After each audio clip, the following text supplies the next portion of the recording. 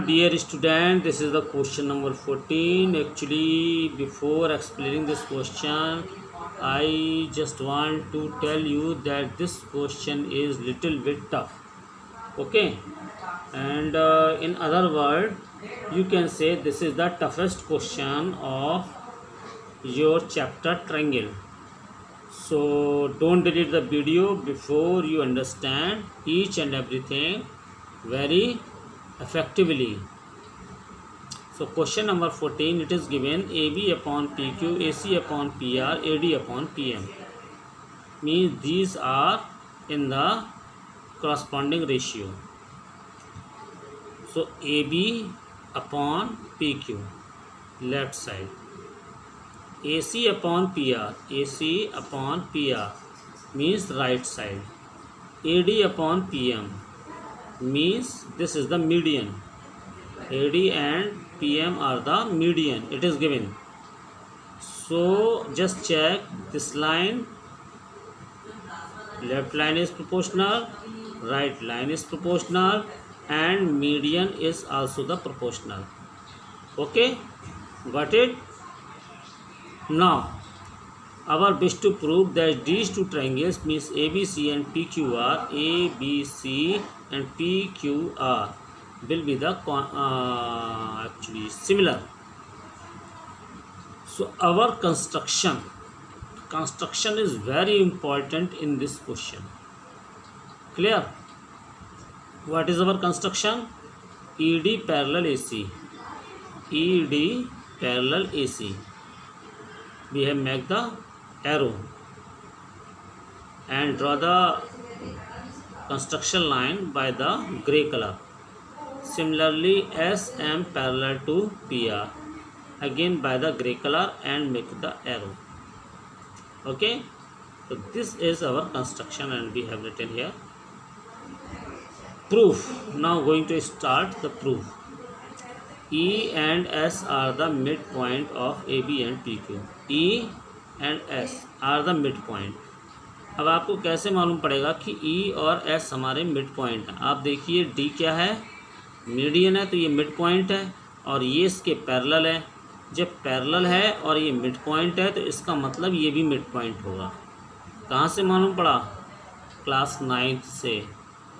From we are taking the reference class 9. In class 9th, I explained MPT, midpoint theorem, and this is the converse of midpoint theorem. समझ गए आप? Okay. अब देखिए DE कितना हो जाएगा? DE half of the AC. Similarly SM half of the PR. Clear हो गया? मीन्स ये जो ग्रे कलर की लाइन है इस ग्रीन कलर की लाइन की हाफ होगी. क्यों? क्योंकि हमें बताता है कि अगर ये दोनों मिड पॉइंट हैं तो ये इसके पैरेलल होते हैं और इसके हाफ होते हैं. मिड पॉइंट थ्योरम बताती है, इसलिए होगा ऐसा. ऐसे ये हमारा SM हाफ होगा PR के, जो हमने लिखा हुआ है. ठीक है. AB upon PQ, AC upon PR, AD upon PM, ये जो लिखा हुआ है वो हमारा क्या है? गिवन. क्लियर? अब हम क्या करते हैं, AC की जगह AC की जगह क्या लिखते हैं? 2DE. DE यानी AC क्या है हमारा? 2 को इधर भेज दीजिए तो क्या हो जाएगा? 2DE. गलत नहीं है? ये हमारे डिनोमिनेटर में है, इधर जाएंगे न्यूमरेटर में तो 2DE इक्वल टू AC. तो AC की जगह क्या लिख सकते हैं? 2DE. और ऐसे PR की जगह क्या लिख सकते हैं? 2SM. और equal to AD upon PM. या इस चीज़ को हम ऐसे लिख सकते हैं AB हमारा क्या हो गया? AB को लिख सकते हैं AB ट्वाइस ऑफ AE, क्योंकि E हमारा मिड पॉइंट है तो AB हमारा कितना हो गया? AE का डबल. तो हम लिख सकते हैं 2AE. और ऐसे ही लिख सकते हैं PQ को ट्वाइस ऑफ PS. 2 से 2 हमारा कैंसिल हो गया, DE अपॉन SM. और इधर हमने लास्ट वाला लिख दिया AD अपॉन PM. क्लियर हो गया?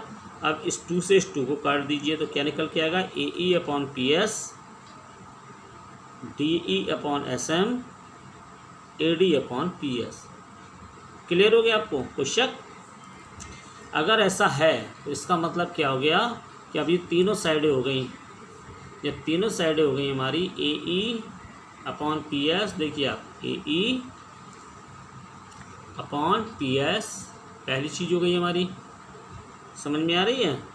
और DM/SM, DM कहाँ है आपका, DM कहाँ दिया हुआ है, चेक कीजिए आप, DE है ये हमारा, DE/SM। एक्चुअली मैंने ही गलत लिखा हुआ है, तभी मैं कंफ्यूज हो रहा हूँ, मुझे खुद नहीं दिखाई दे रहा है DM लिखा कहाँ है। तो DE/MS या SM कुछ भी कह लें, और AD/PM, यानी ये वाला ट्रायंगल अंदर वाला और ये अंदर वाला दोनों हमारे कैसे हो गए, सिमिलर बाय साइड, तीनों साइड हमारी इक्वल हैं। तो हम क्या लिख देंगे, ये देखिए ADE ये वाला और PMS ये वाला, ये हमारे सिमिलर हो गए बाय साइड सिमिलरिटी। अगर ये दोनों हमारे सिमिलर हैं तो आप बताइए कि एंगल 1 और एंगल 2 हमारे इक्वल नहीं होंगे, ये भी इक्वल होंगे, ये सिमिलरिटी है। और इसे क्या होंगे, corresponding part of similar triangle. Clear? अगर ये हम इस तरीके से करते हैं इसके, और ये भी इसके करते हैं, तो फिर हमारे क्या निकल के आते, दो ट्रायंगल हमारे फिर सिमिलर निकल के आते। तो हम ये प्रूव नहीं करेंगे, हम ये लिख देंगे सीधे, similarly angle 3 equal to angle 4, angle 3 equal to angle 4। आप इन दोनों को ऐड कर दीजिए इक्वेशन को, तो 1 + 3 इक्वल टू 2 + 4। और 1 + 3 क्या है आपका, 1 और 3 को ऐड करके बताइए क्या बन जाएगा आपका, एंगल A, और 2 और 4 को ऐड करके बन जाएगा एंगल P। तो हम क्या लिख देंगे इसकी जगह पे, एंगल 3 मतलब जो एंगल A 1 और 3 ऐड होके हो रहा है एंगल A, और 2 और 4 को हो रहा है एंगल P, यानी angle A equal to angle P। हो गया आपका? अब क्या रह गया प्रूव करने के लिए भैया, ये तो बता दो। अब हमें क्या दिया हुआ है, AB/PQ और AC/PR, ये तो गिवन है, दो साइड है, तो साइड और ये वाला एंगल हमने प्रूव कर दिया। क्या जगह, साइड एंगल साइड से हमारे क्या होगा, सिमिलर। तो ऐसे ही हम लिखेंगे, कैसे लिखेंगे, वर्ड के अंदर कि now in triangle ABC and PQR, यानी हम पूरा ट्रायंगल ले रहे हैं। तो हमारे ये दिए हुए थे AB/PQ, AC/PR, कहाँ पे, AB/PQ और AC/PR, क्या हो गया ये, गिवन, AB/PQ AC/PR है ये चीज़ गिवन में। तो ये हमने लिख दी कि ये हमारा है गिवन, और हमने प्रूव क्या कर दिया, angle A equal to angle P।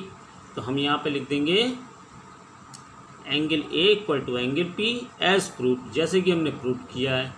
तो इसका मतलब हो गया triangle ABC similar to triangle PQR, दोनों ट्रायंगल हमारे सिमिलर हैं। किससे है, साइड एंगल साइड से, दो साइड है उनके बीच में एक एंगल है, साइड एंगल साइड से ये सिमिलर हो गए। जब तक ये समझ में ना आए वीडियो को डिलीट मत कीजिए, इसे 2 बार 3 बार 4 बार देखिए, क्योंकि अगर ये एग्ज़ाम में आया तो आप नहीं कर पाएंगे जब तक इसे समझेंगे नहीं, क्योंकि हमने पहले ही बता दिया this is the toughest question of the chapter triangle. Okay, pause the video and note down.